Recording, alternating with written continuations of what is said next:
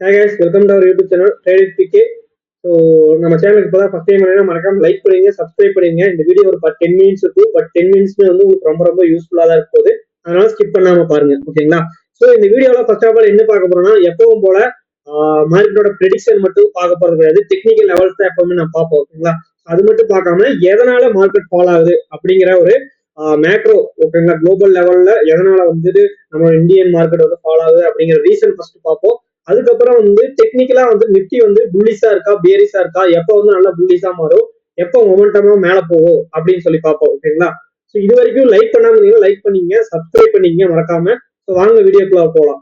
So அதுக்கு முன்னாடியே ஒரு இம்பார்ட்டன்ட் நோட்டீஸ் ஒன்று இருக்கு, அதை வந்து நான் வந்து வீடியோ பாதியில வந்து சொல்லுவேன், ஓகேங்களா? ஸோ அதை வந்து நோட் பண்ணிக்கோங்க. சரி வாங்க. ஸோ ஃபர்ஸ்ட் வந்துட்டு ஏன் வந்துட்டு மார்க்கெட் கீழே விழுகுது? So simple reason, simple explanation என்ன? First so FII selling. உங்களுக்கு வந்து பாத்தீங்கன்னா எஃப்ஐஐ வந்து பயங்கரமா வந்து செல்லிங் வந்து பண்ணிட்டு இருக்கா. சிம்பிளா போயிட்டு நம்ம சென்சிபிள் அப்படின்னு எடுத்து பாத்தீங்கன்னா லாஸ்ட் மந்த் மட்டும் எப்போ எஃப்ஐஎஸ் வந்துட்டு எவ்வளவு செல் பண்ணியிருக்காங்க அப்படின்னு வந்து நம்ம வந்து பார்ப்போம். எஃப்ஐ டிஐ டேட்டா பார்த்துட்டு எஃப்ஐஐ ஹிஸ்டரி எடுத்து பார்க்குறோம், ஓகேங்களா? ஸோ ஜனவரி மந்த் மட்டும் பாத்தீங்கன்னா ஓவராலா உங்களுக்கு வந்து ஹியூஜ் செல்லிங், ஃபுல் மந்த் வந்து செல்லிங்லயே தான் இருந்திருக்காங்க. அரௌண்ட் 88,000 கோர்ஸ் வந்து செல் பண்ணியிருக்காங்க, ஓகேங்களா? 88,000 கோர்ஸ் வந்துட்டு செல் பண்ணியிருக்காங்க.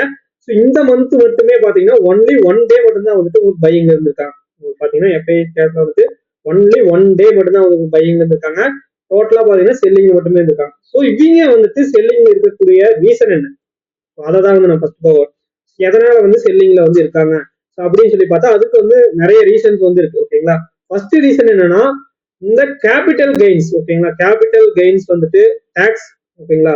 அதாவது எல்டிசிஜி எஸ்டிஜி, அதாவது எஸ்டிஜி கொஞ்சம் டங் ஸ்லிப் ஆயிடுச்சு.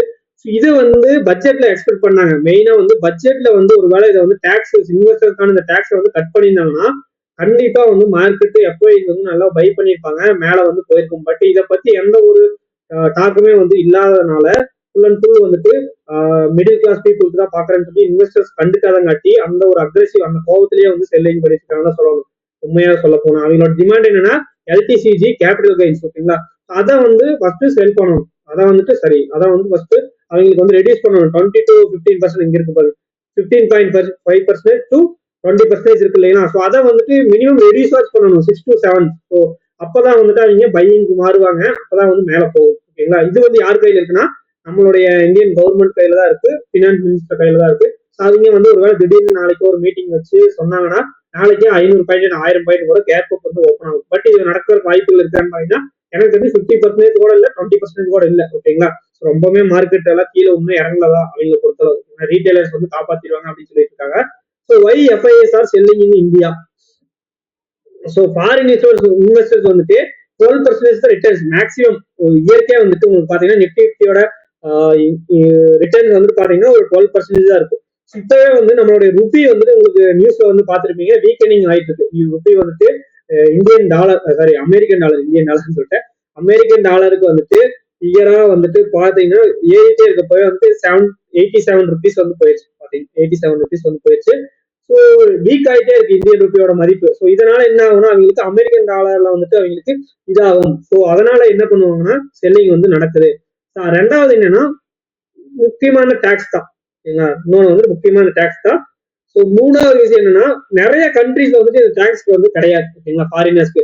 ஸோ பாத்தீங்கன்னா உங்களுக்கு யூஎஸ்ஆ இருக்கட்டும், ஜப்பானா இருக்கட்டும், உங்களுக்கு பாத்தீங்கன்னா ஜப்பான் சைனா மார்க்கெட் எல்லாம் பாத்தீங்கன்னா நல்லா மேல போயிட்டு இருக்கு. உங்களுக்கு பாத்தீங்கன்னா இன்னைக்கே வந்து பாத்தீங்கன்னா ஹான்சங் இண்டெக்ஸ் எல்லாம் வந்து நல்ல ஒரு ரேலி, உங்களுக்கு நான் வந்து காமிக்கிறேன். அதையும் ஹான்சங் இண்டெக்ஸ் எல்லாம் வந்து நல்ல ஒரு ரேலி வந்து கொடுத்துருக்கும். ஸோ அது எதனால வந்துட்டு ரேலி கொடுத்துருக்கு அப்படின்னா எஃப்ஐஎஸ் இங்க இருக்க பணத்தை எடுத்துட்டு போய் அங்க போடுறாங்க. ஸோ சிம்பிள், ஓகேங்களா?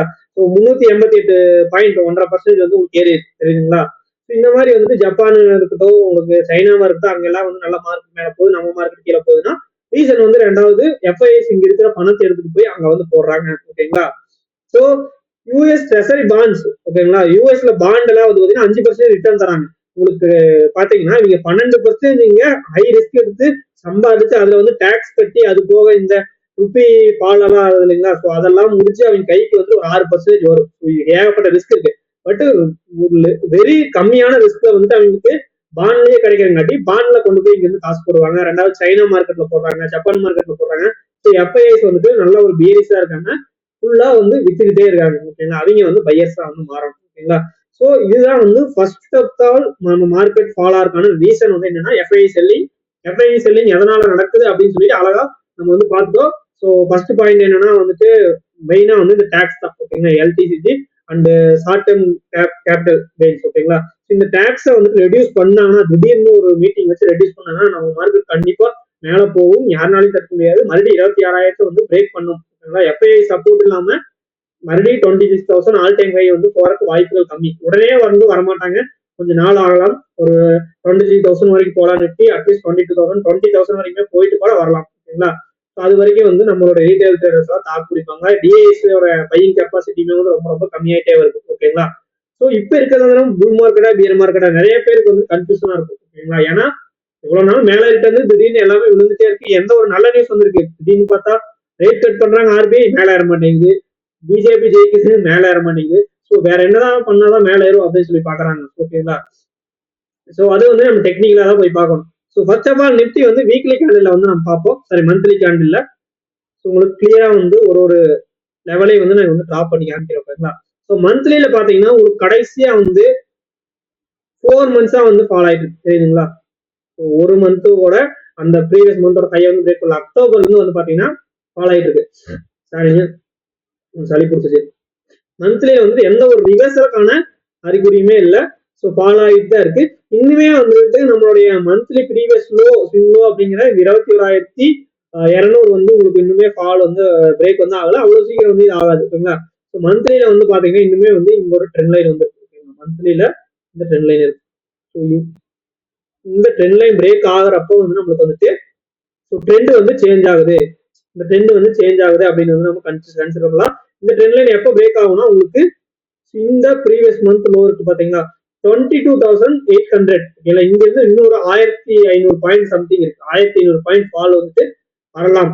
ஓகேங்களா, 22,800 வந்துட்டு பிரேக் ஆச்சுன்னா இப்படி கேண்டில் வச்சிருந்தா வேணா ஒரு பியர் மார்க்கெட் வந்து நம்ம போறோம். கீழே வந்து ஃபர்தரா ஃபால் வரும் கம்மிங் மந்த்ஸ்ல அப்படின்னு வந்து நம்ம மந்த்லியில சொல்லலாம். பட் இது நடக்கிறது இன்னும் ரொம்ப நாள் இருக்கு. மந்த்லி கேண்டில் இன்னும் 20 டேஸ் இருக்கு. சாரி 20 டேஸ் வந்து முடிஞ்சிச்சுன்னா உங்களுக்கு அப்போ வந்து இந்த பேட்டர்ன் வந்து ஃபார்ம் ஆகும், இந்த ட்ரெண்ட் லைன் பிரேக் ஆகும். ஸோ வீக்லியில வந்து பாத்தீங்கன்னா உங்களுக்கு இனிமே வந்து ஒரு சப்போர்ட் வந்து எடுத்திருக்கா. வீக்லியில வந்துட்டு இந்த ட்ரெண்ட் லைன் வந்து சப்போர்ட் எடுத்துருக்கு. 22,800 வந்துட்டு போன வாரத்துக்கு முந்தின வாரம் ஜனவரி, ஓகேங்களா, ஜனவரி 7th வீக்னு நினைக்கிறேன். உங்களுக்கு பாத்தீங்கன்னா இந்த ட்ரெண்ட் லைன் வந்து சப்போர்ட் எடுத்து ஒரு ரிவர்சல் ட்ரை பண்ணிருக்கு. வீக்லியில வந்து இப்போதைக்கு சப்போர்ட்ல தான் இருக்கு. இன்னுமே வந்து எந்த ஒரு பியரிஸ்டான அறிகுறியும் கிடையாது. லாஸ்ட் 2 வீக்ஸா பாத்தீங்கன்னா இத்தனைக்கும் நம்மளுக்கு மார்க்கெட் மேலதான் வந்து க்ளோஸ் ஆயிருக்கு லாஸ்ட் 2 வீக்ஸ். ஓகேங்களா, இதுலயே வந்து இந்த ஒரு ட்ரெண்ட் லைன் வந்து ஃபார்ம் ஆகுது நீங்க பாக்கலாம். சிம்பிள் லைன்ஸ் தான், பெருசா டெக்னிக்கல்னா வந்து ரொம்ப பெருசாவெல்லாம் இது கிடையாது. இந்த ட்ரெண்ட் லைன் ஓகேங்களா, பாத்தீங்கன்னா இந்த ட்ரெண்ட் லைன். ஸோ எப்போ வந்து நல்ல ஒரு ஒர்க் மூவ் வரும்னா இந்த 23,000 வீக்லியில ஷார்ட் டேர்ம்ல. ஓகேங்களா, 23,800 பிரேக் பண்ணா இமிடியேட்டா வந்து உங்களுக்கு 24,200 வந்து உங்களுக்கு ரெசிஸ்டன்ஸா இருக்கும். எப்ப வந்து 24,300 பிரேக் பண்ணதோ அப்பதான் வந்து புல்லிஷா மாறும் மறுபடியும் மார்க்கெட்.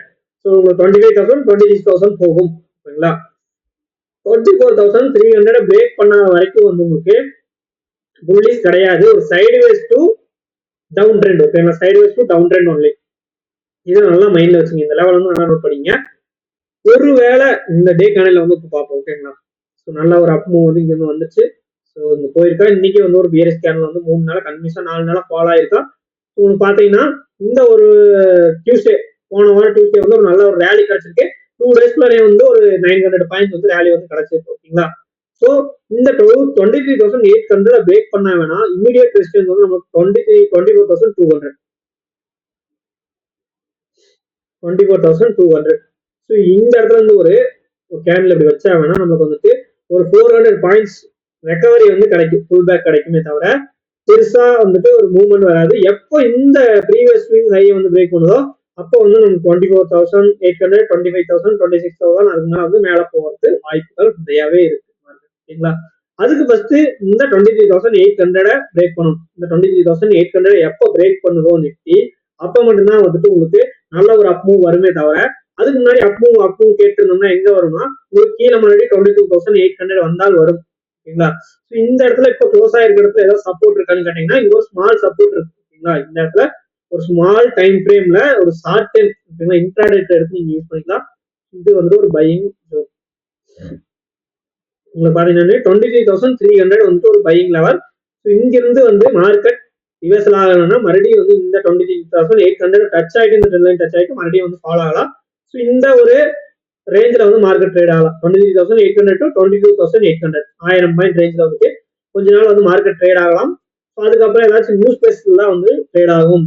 ஸோ முக்கியமா வந்துட்டு இப்போ டெக்னிக்கலா ட்ரேட் பண்ணது ரொம்ப கஷ்டமா இருக்கு. ஏன்னா வந்து மிக முக்கிய காரணம் ட்ரம்ப். ட்ரம்ப் யாருன்னு உங்களுக்கு எல்லாம் தெரியும். New president of United States. ஓகேங்களா? அமெரிக்காவோட புதிய பிரசிடென்ட். இவர் வந்துட்டு தமிழக இருக்க மாட்டேங்கிற ஏதாச்சும் ஒரு நியூஸ் வந்து கொடுத்துட்டே இருக்காரு. பாத்தீங்கன்னா சைனாக்கு மெக்சிகோக்கெல்லாம் வந்து டேரிஃப் போடுறேன் அப்படின்னு எக்ஸ்போர்ட் டேரிஃப் போடுறேன்னு சொன்னாரு. அப்புறம் மறுபடியும் கனடாக்கு மெக்சிகோ வந்து நான் போடல 1 மந்த் ஹோல்ட் பண்ண சொன்னாரு. இப்போ சைனா மேல வந்து ஆல்ரெடி போட்டாரு. இன்னைக்கு மாதிரி வந்து ஸ்டீல் வந்து அலுமினியம் எக்ஸ்போர்ட்டர்ஸ் மேல வந்து 25% போட்டிருக்கேன்னு சொன்னாரு. பட் அது என்னமோ நம்ம இந்தியாவுக்கு வந்து அவ்வளோக்கா எஃபெக்ட் ஆகலைனாலுமே நம்ம மார்க்கெட்டுக்கு எங்க பேட் நியூஸ் வந்தாலும் நம்மளுக்கு தான் வருதுன்னு சொல்லிட்டு ஃபாலோ ஆகிட்டே இருக்கு. ஓகேங்களா? ஸோ இதுதான் வந்து நிஃப்டியோட லெவல். சிம்பிள் தான். ஓகேங்களா? இப்போதைக்கு நீங்க நோட் பண்ண வேண்டிய முக்கியமான லெவல் 23,800. ஓகேங்களா? இதை பிரேக் பண்ணாதான் புல்லிஷ் மூவ் வரும், மேலே போகும். ஓகேங்களா? அப்படியே இங்க இருந்து இது போறதெல்லாம் மேல கணக்கு கிடையாது போனா இது வந்து ஒரு ரிவர்சல் தான். இங்க வந்து 23,300 அண்ட் 22,800 தான் வந்து இப்போதைக்கு சப்போர்ட். இதுல வந்து சப்போர்ட் எடுத்துன்னா ரிவர்சல் ஆகும்.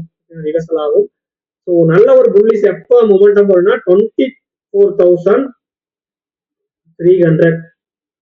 ஓகே, இதை பிரேக் பண்ணுச்சுன்னா தான் வந்துட்டு நல்ல ஒரு அப்சைட் மொமெண்டம் வந்து வரும். மார்க்கெட்ல 26,000 எல்லாம் வந்து மார்க்கெட் போகும். ஓகேங்களா? ஸோ இந்தியாவில் வந்து நிஃப்டி வந்து ஓகேங்களா? ஸோ பேங்க் நிஃப்டி பார்க்கும்போது 50,000 வந்து ஒரு ஸ்ட்ராங் சப்போர்ட். ஓகேங்களா? 49,600. இதுவுமே வந்து ஒரு டே கேண்டில் வச்சு பாத்தீங்கன்னா கன்சால்டேஷன்ல இருந்து நல்ல ஒரு பிரேக்கப் கொடுத்துருக்கு. ஓகேங்களா? நிஃப்டி கம்பேர் பண்ணும்போது பேங்க் நிஃப்டி கொஞ்சம் ஸ்ட்ராங்கா தான் இருக்கு. பாத்தீங்கன்னா சிம்பிள் இந்த ஒரு ஸ்மால் ரேஞ்சில் வந்து ஆல்மோஸ்ட் உங்களுக்கு பாத்தீங்கன்னா 1 மந்த் வந்து ட்ரேட் ஆச்சு. டே கேண்டில் வச்சுட்டாங்க 10 ஜனவரில இருந்து 1 பிப்ரவரி 3 பிப்ரவரி, அதாவது 1 மந்த் 28 டேஸ்க்கு வந்து ட்ரேட் ஆயிருக்கு. ஸோ உங்களுக்கு வந்து டபுள் பாட்டம் எல்லாம் ஃபார்ம் ஆயிருக்கா. ஸோ உங்களுக்கு வந்து ரீடெஸ்ட் வந்து வந்திருக்குன்னு கன்சிடர் பண்ணலாம். அன்டில் 49,600 பிரேக் ஆகாத வரைக்கும் இது வந்து ரிவர்சல் வரலாம். 51,600 வரலாம். ஓகேங்களா? Bank Nifty strong comparing to Nifty. But day candle பாத்தீங்கன்னா ஒரு பியரிஷ் என்கல்பிங் வந்துருச்சு. அதே நேரம் உங்களுக்கு இங்க ஒரு நெகட்டிவ் கேண்டில் வந்துருக்கு. நாளைக்கு 49,600 வந்து பிரேக் பண்ணாம இருந்தால் இதே மாதிரி சப்போர்ட் எடுத்தால் எகைன் வந்து இது இந்த கை போல 50,500. அதே பிரேக் பண்ணிச்சுன்னா 51,600 வந்து போகலாம். இதுதான் வந்து நிஃப்டி அண்ட் பேங்க் நிஃப்டியோட இது வியூ. ஸோ இது முக்கியமா நம்ம ஃபோக்கஸ் பண்ண வேண்டியது இப்போ வெறும் நிஃப்டி பேங்க் நிஃப்டி மட்டும் பார்க்கலாம்னா அதை மட்டும் பார்க்க கூடாது. நீங்க பார்க்க வேண்டிய முக்கியமான இன்னொரு விஷயம் என்னன்னா இந்தியா விக்ஸ் வந்து இன்னைக்கு மறுபடியும் மேலே ஏறி. இந்தியா விக்ஸ் கீழே இருக்கிற வரைக்கும் நம்மளுக்கு நல்லது. ஓகேங்களா? இன்னைக்கு மறுபடியும் 6% மேலே இருக்கு.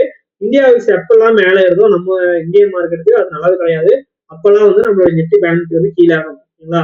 ஸோ அந்த யுஎஸ்டி ஐஎன்ஆர் வந்து நல்ல ஒரு ஃபால் தான் வந்துட்டு இருக்கு. ஓகேங்களா? யுஎஸ்டி ஐஎன்ஆர் வந்து ஸ்ட்ரென்தன் வந்து ஆகும். ஓகேங்களா? யுஎஸ்டி ஐஎன்ஆர் வந்து டாலர் இண்டெக்ஸ் வந்துட்டு ஃபால் வந்துட்டு கண்டிப்பா வந்து வரணும். ஓகேங்களா? டாலர் வந்துட்டு ஃபால் வந்துட்டு கண்டிப்பா வரணும். உங்களுக்கு நீங்க பார்க்க வேண்டியது க்ரூட் ஆயிலையும் வந்து ஃபோக்கஸ் பண்ணணும். க்ரூட் ஆயில் போய் நம்ம சப்போர்ட்டா தான் இருக்கு. கோல்டு வந்து ஃபால் ஆகும் மெயினா. கோல்டு வந்து போய் ஃபால் ஆகிற மாதிரி தெரியல. க்ரூட் ஆயில் வந்து ஃபால் ஆகும். ஏன்னா கோல்டு வந்துட்டு அதனால அப்போ அதுனா ஈக்விட்டில இருந்து எல்லாமே வந்து கோல்டுக்கு வந்து போயிட்டு இருக்கு. உங்களுக்கு பாத்தீங்கன்னா கோல்டு வந்து $2,900 போயிடுச்சு. எங்கேயோ போயிடுச்சு. ஓகேங்களா? பிரேக் அவுட் கொடுத்து அது எங்கேயோ கீழே வரவே மாட்டேன் அப்படின்னு சொல்லி எதுவும் போயிட்டு இருக்கு. ஓகேங்களா? ஸோ மறக்காம இந்த வீடியோ உங்களுக்கு யூஸ்ஃபுல்லா இருந்துச்சுன்னா சப்ஸ்கிரைப் பண்ணிங்க, லைக் பண்ணிங்க, கமெண்ட்ல வந்து சொல்லுங்க யூஸ்ஃபுல்லா இருந்துச்சுன்னா. Thank you very much. நெக்ஸ்ட் வீடியோல வந்து பார்ப்போம். ஓகேங்களா?